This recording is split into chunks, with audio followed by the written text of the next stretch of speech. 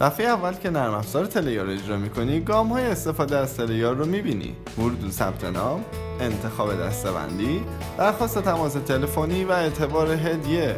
خب برای شروع کار با نرم افزار تله‌یار باید زبان برنامه رو انتخاب کنی و قوانین و شرایط دریافت خدمات مشاوره تله‌یار رو بخونی و بپذیری. حالا باید شماره خودت رو وارد کنی تا کد فعالسازی برات ارسال شه و تو تله‌یار ثبت نام شی.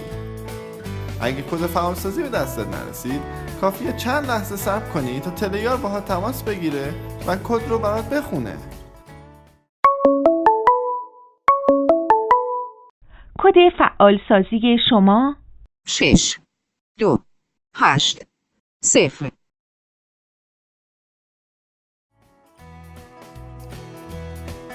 توی صفحه اصلی نرم افزار میتونی آخرین رویدادها، کارشناسان پرمخاطب، موضوعات و کلی بخشای دیگر رو ببینی که تو ویدیوهای بعدی درباره‌شون صحبت میکنیم. برای مشاوره گرفتن کافیه به بخش موضوعات بری، یکی از دسته‌بندی ها رو انتخاب کنی و لیست کارشناسای دسته‌بندی رو ببینی. حالا با بررسی و مقایسه کارشناسا یکیشون رو انتخاب کن، وارد پروفایلش شو و اگه خواستی باهاش تماس بگیری روی دکمه سبز رنگ تماس کلیک کن. با توجه به شارژ حساب کاربریت مدت زمانی که میتونی با کارشناس صحبت کنی رو میبینی.